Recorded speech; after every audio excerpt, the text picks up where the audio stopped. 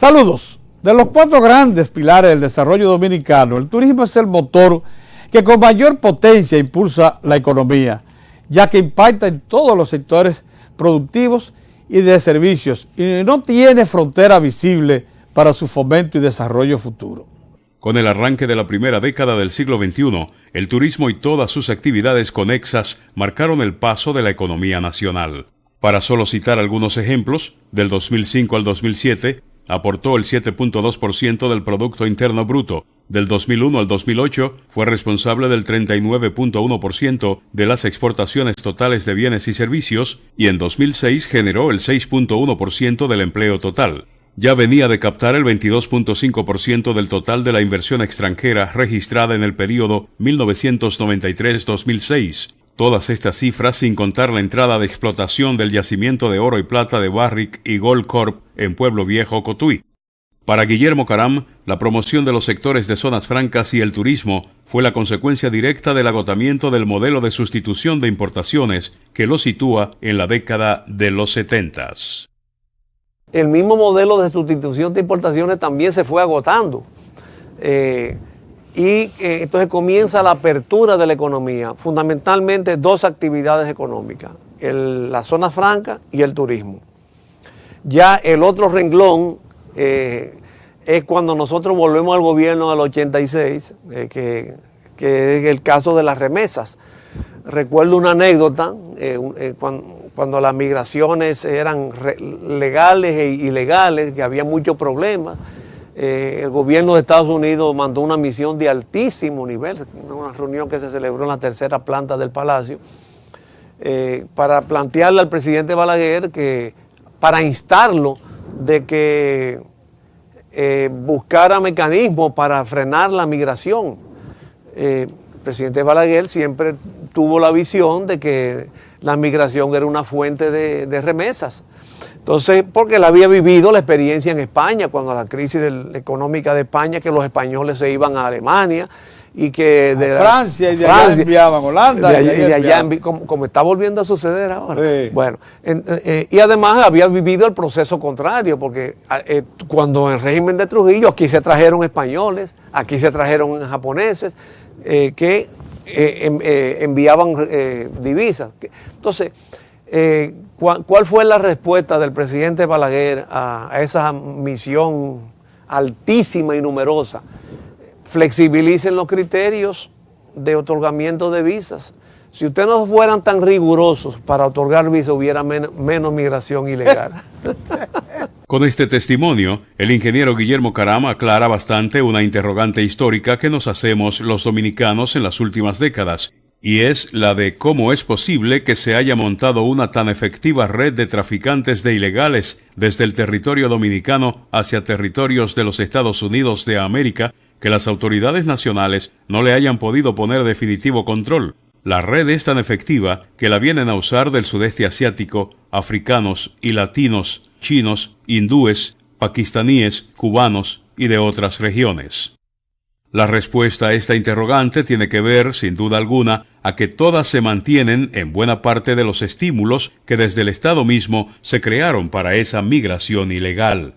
El economista y académico Carlos Cuello, a propósito de la declaratoria oficial del turismo como principal impulsor del crecimiento de la presente década, opina lo siguiente.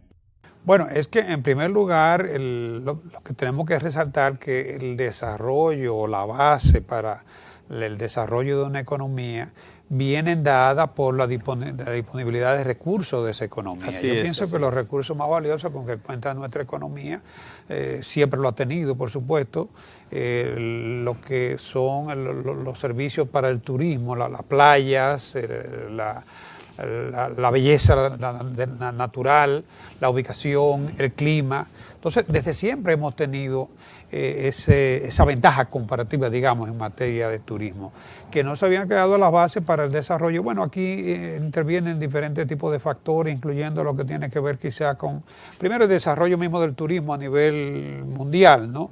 Y en segundo lugar también el clima político, que más allá del clima, o conjuntamente con el clima de la naturaleza, el clima político influye mucho en lo que es el turismo, ¿no?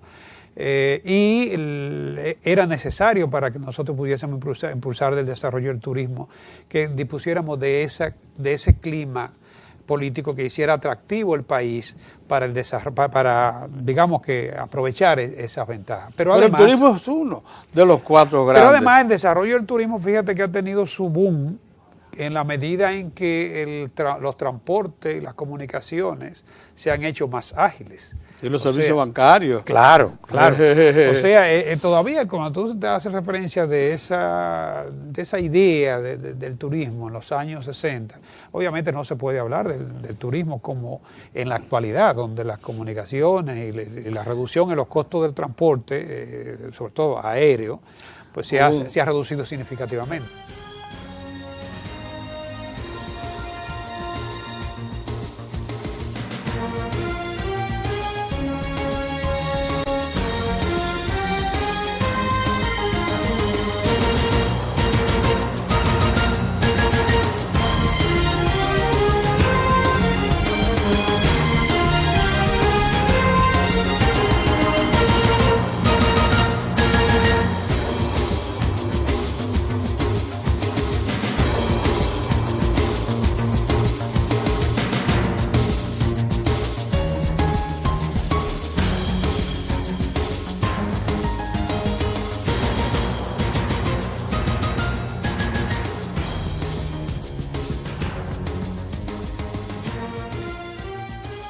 Balaguer construyó un aeropuerto en Barahona.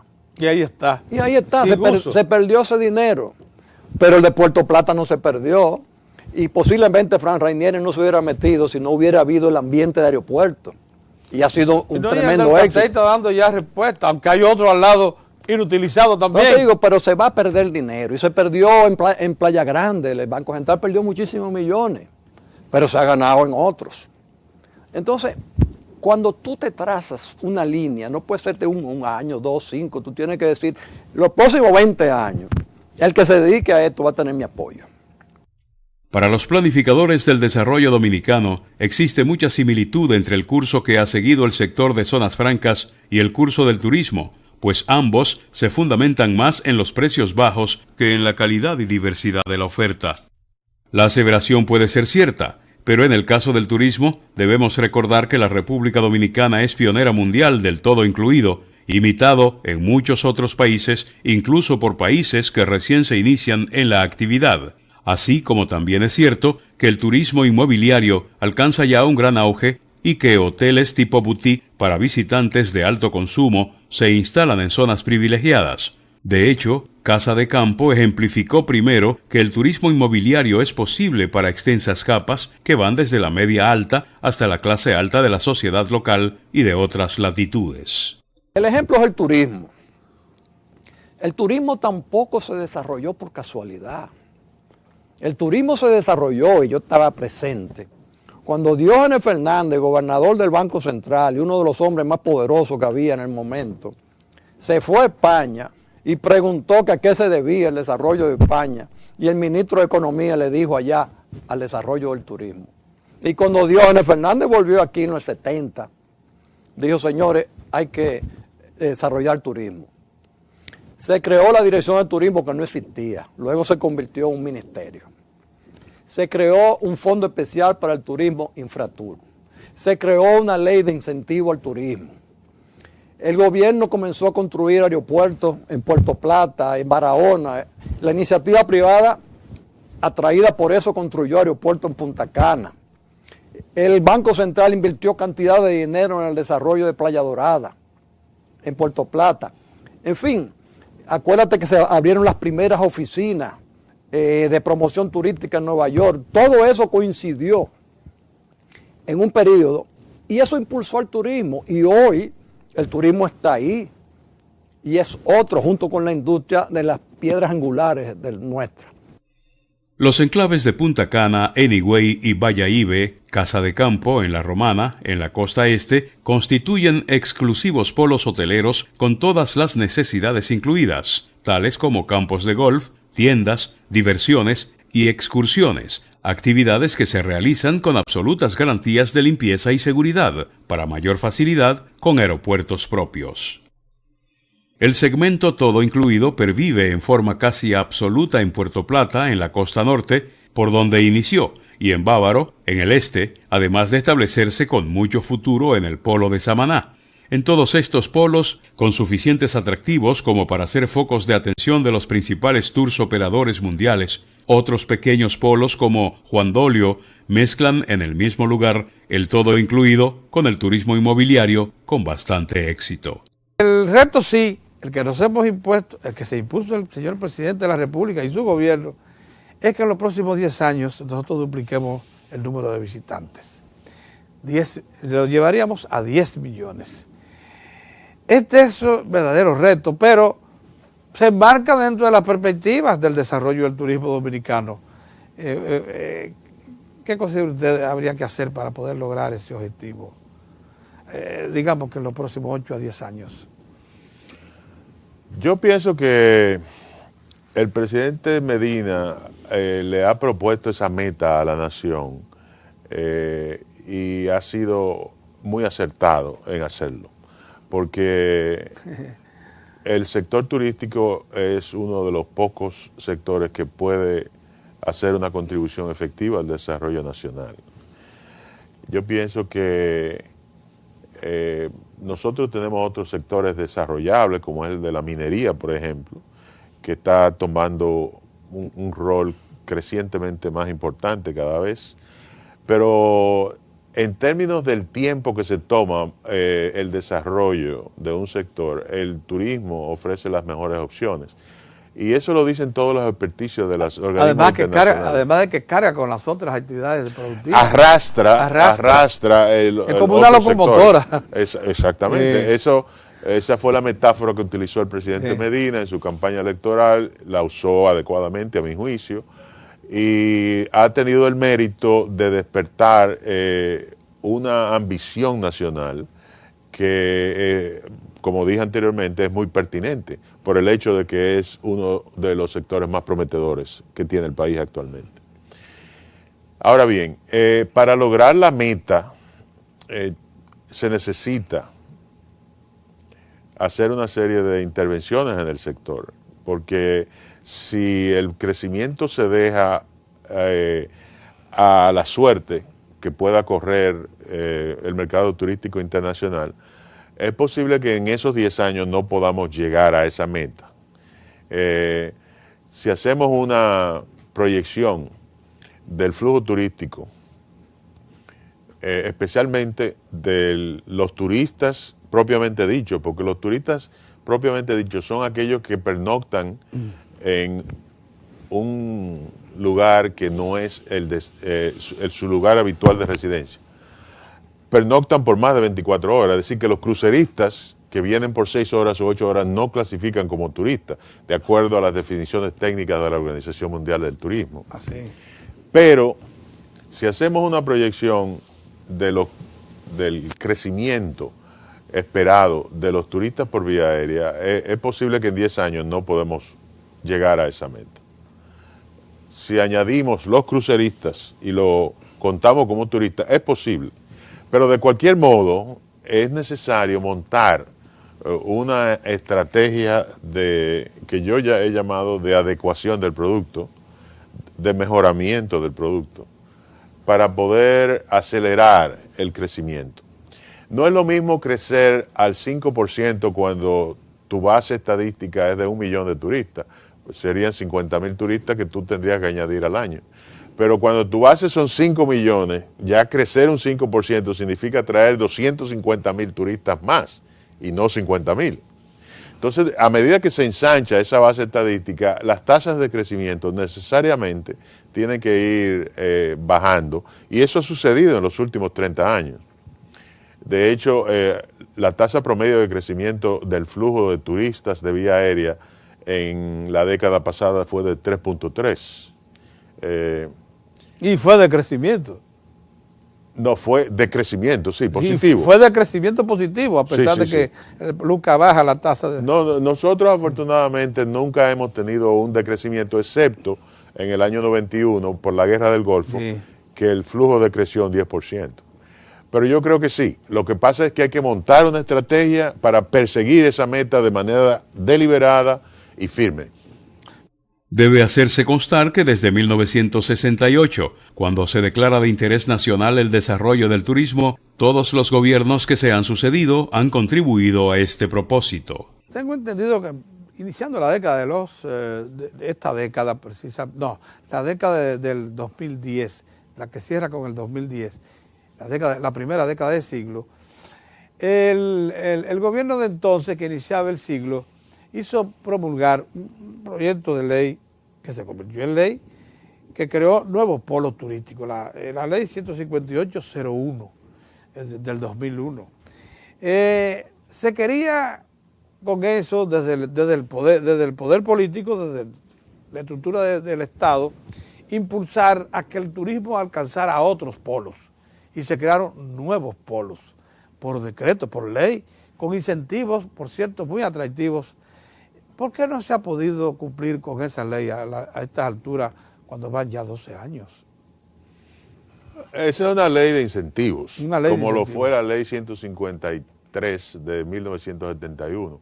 La 158 reemplazó la ley 153. Y amplió los campos, los polos. Bueno, priorizó los incentivos para aquellos pueblos que todavía no están desarrollados. Correcto. Por ejemplo, Jarabacoa, Constanza, Montecristi, el suroeste, Pedernales, Bahía de las Águilas, etc.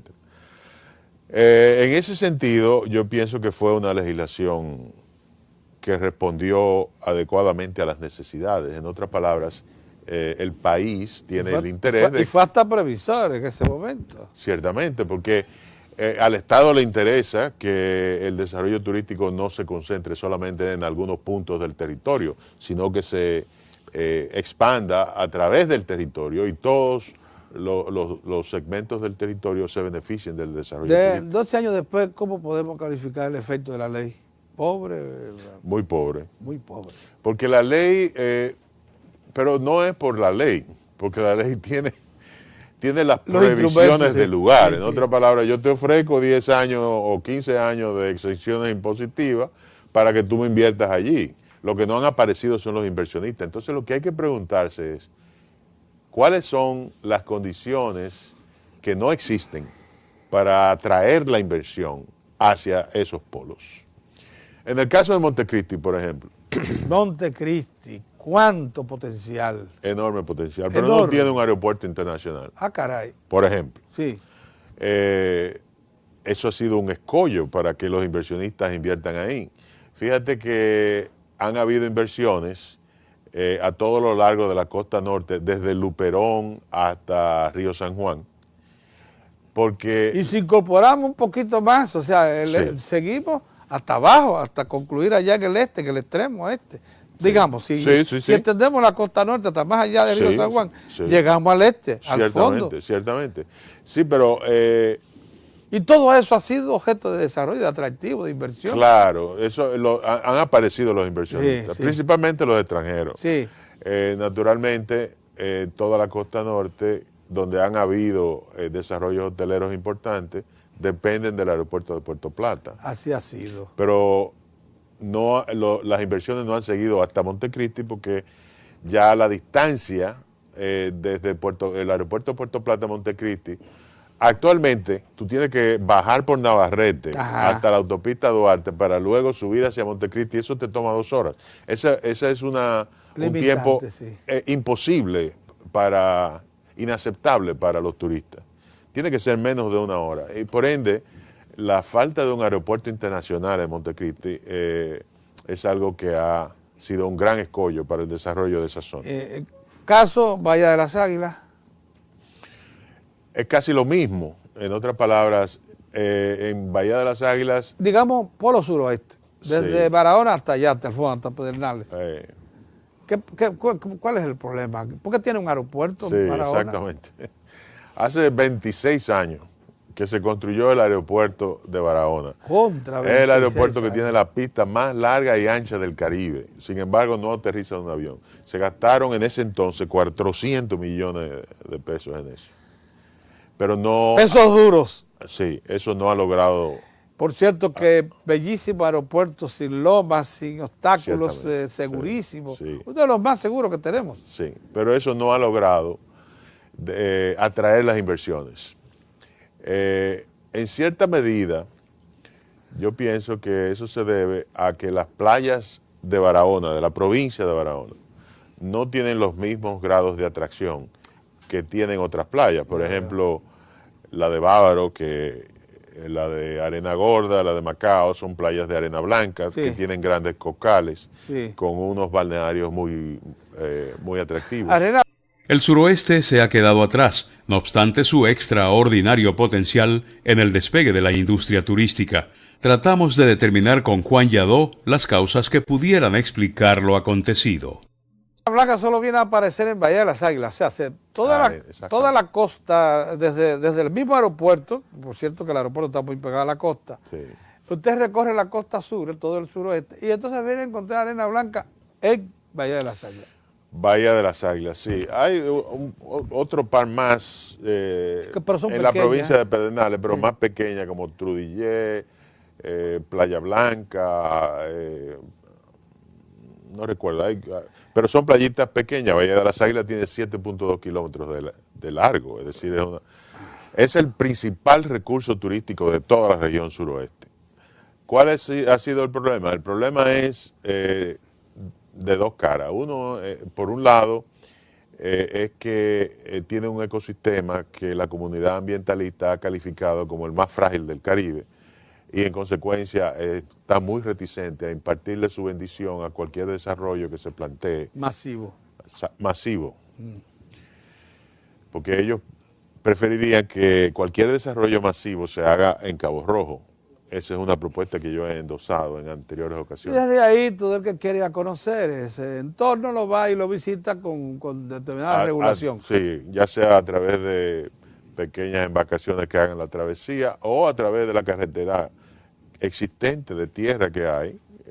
Las distancias son menos de 4 kilómetros desde Cabo Rojo hasta Bahía de las Águilas, de manera tal que yo creo que es plausible, pero hay que estar realista de que a los inversionistas privados lo que les interesa es Bahía de las Águilas y no Cabo Rojo. Cabo Rojo tiene 4 kilómetros de una excelente playa, pero no puede compararse con... Pero se dice que de donde termina Bahía de las Águilas hasta el fondo hay 100 kilómetros de playa, 97 kilómetros de playa.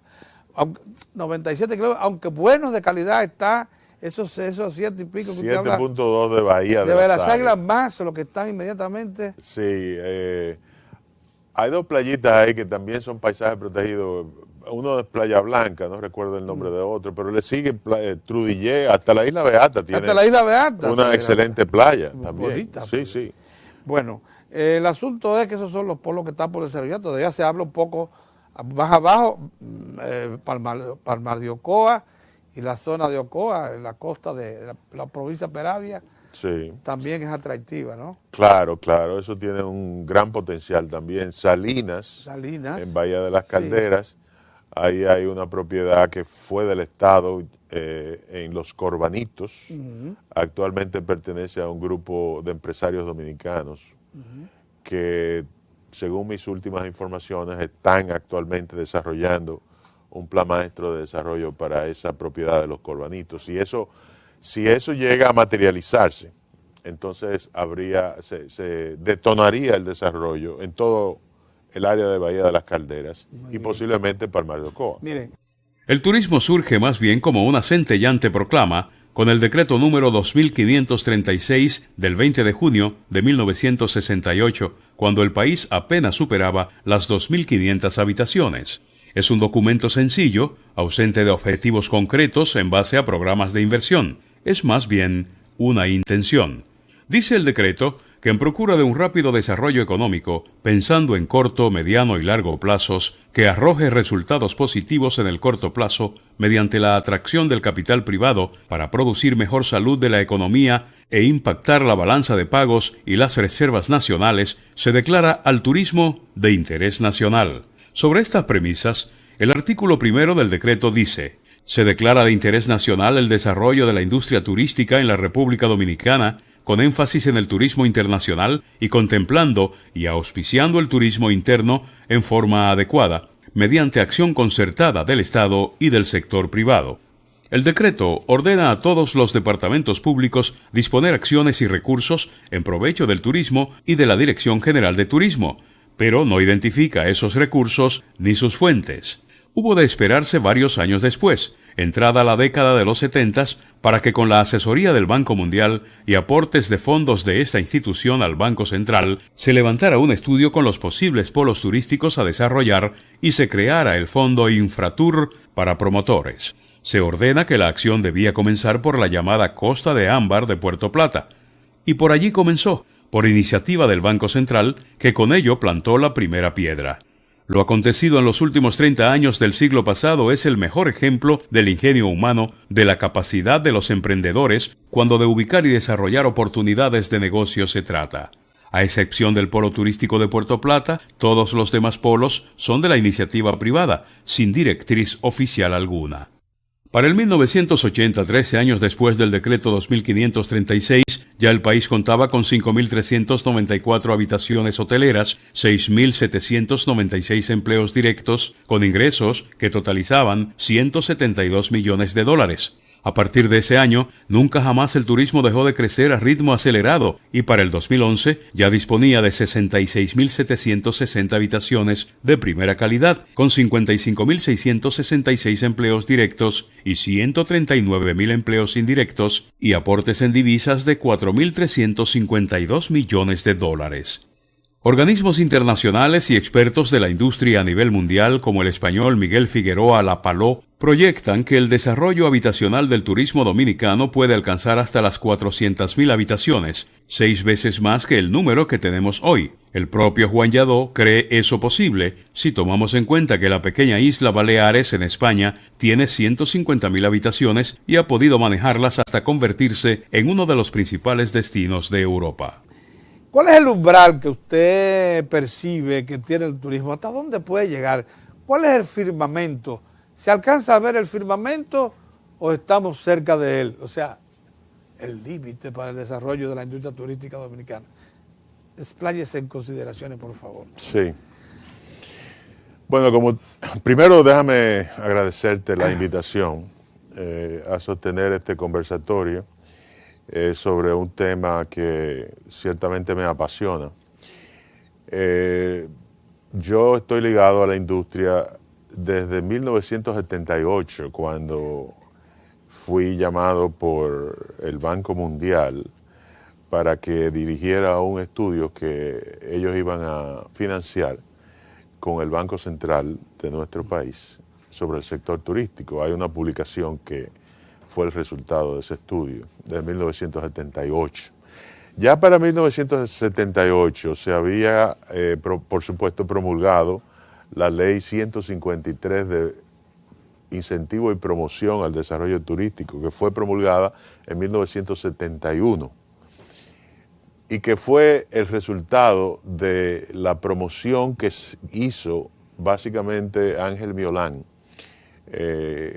como director nacional de turismo a partir de 1966. Es decir, que en el 66 el presidente Balaguer nombra a don Ángel como director nacional de turismo. Don Ángel emprende una gran campaña de concientización nacional respecto a las potencialidades del sector para contribuir al desarrollo nacional. En el 68, el presidente Balaguer dicta el decreto que declara el desarrollo del sector turístico como de alto interés nacional, y en el 71 se promulga la ley de incentivos hacia el sector. Lo sorprendente de ese decreto, déjame interrumpir, del presidente Balaguer, es que es un decreto de cuartilla y media, con apenas 2 dispositivos y 3 considerando, en donde dice exactamente lo que se quería, que fuese una espina dorsal de la economía, que alcanzase a desarrollarse para invitar a grandes contingentes y que incluso repercutiera en el turismo interno, pero no crea fuente de incentivos. Y solamente hace una declaración de principios, Es una declaración de intenciones. de intenciones. En el 71 sí ya se establece la ley de incentivo turístico. Sí, ya sé. Y en el 74 el gobierno del presidente Balaguer hizo algunas inversiones importantes, como fueron las inversiones en Samaná. Y posteriormente la creación de un aeropuerto en Barahona.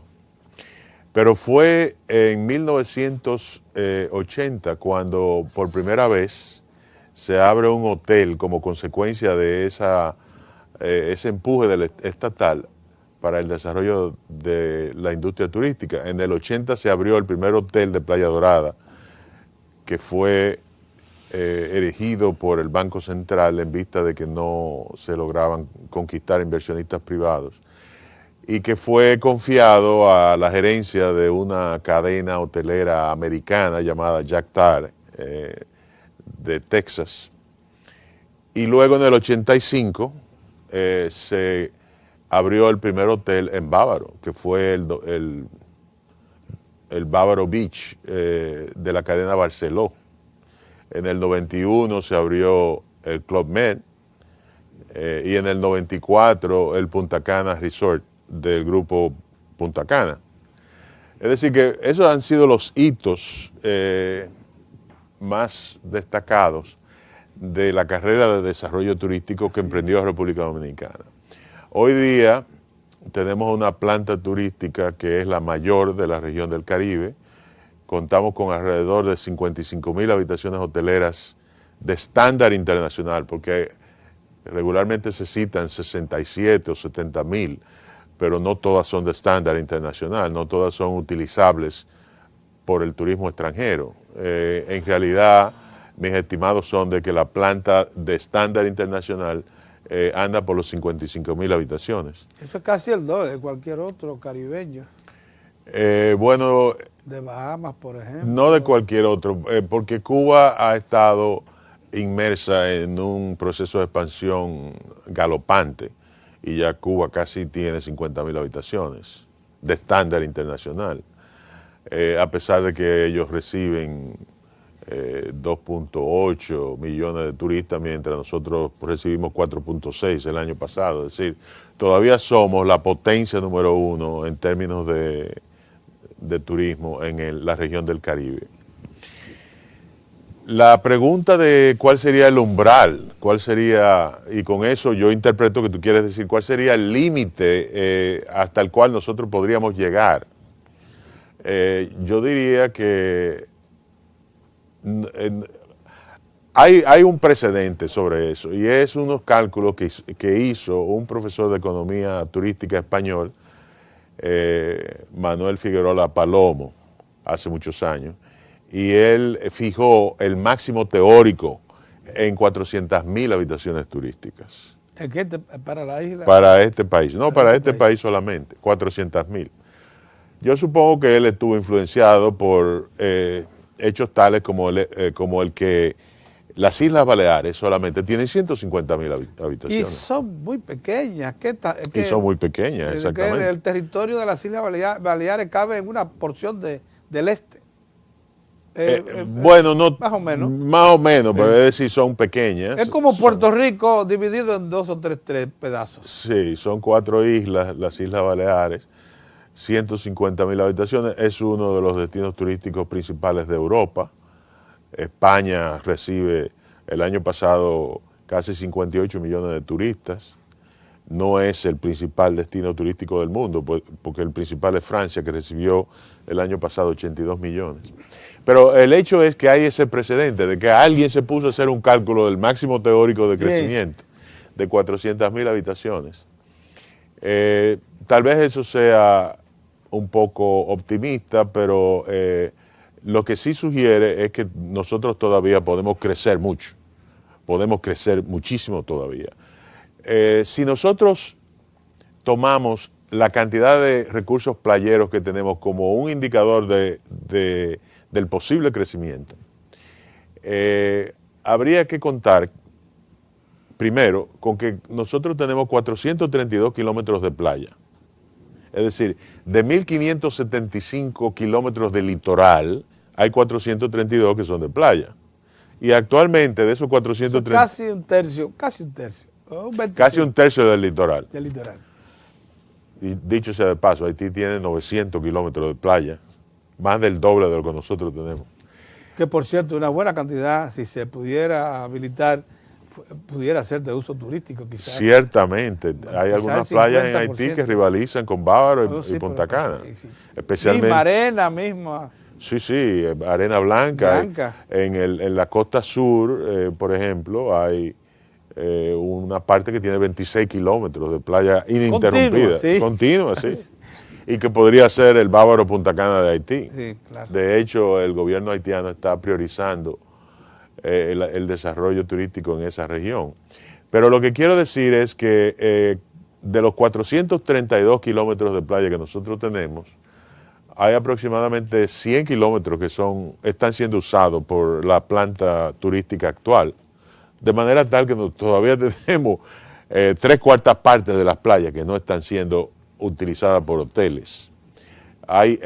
Entonces, para concluir, hay mucho territorio que podemos cubrir todavía en cuanto a desarrollo. Sí, Entre productos de la agropecuaria, de la manufactura y de los distintos servicios que reclama, el turismo consume de la economía nacional el equivalente a más de 25.000 millones de pesos al año, según estimaciones. el presente gobierno declaró el turismo como el principal motor. Procura que en los próximos 10 años se duplique los visitantes que tenemos hoy, que son unos 4.800.000. Llevarlo a 10, magnífico. Llevarlo a 10. Magnífico, totalmente de acuerdo. Ahora, tiene que ser más Eso va a coherente. impactar toda Tiene la que ser más industria. coherente. ¿Por qué te digo más coherente? Este y los pasados gobiernos, incluyendo en el dipósito que yo le serví 2 años. Si tú quieres desarrollar Samaná, tú no puedes permitir que suceda lo que ha sucedido en la terrena. Eso se ha rabalizado totalmente y un pueblecito que era una maravilla se ha convertido en un desastre. Entonces tú no eres coherente con tu política. Tú tienes el desarrollo de Bávaro y cómo tú permitiste con todo ese potencial que se creara en Bávaro un desarrollo urbanístico caótico. Nadie se preocupó. La única islita en el medio es la villa que construyó Frank Rainieri, que si tú vas te sientes bien.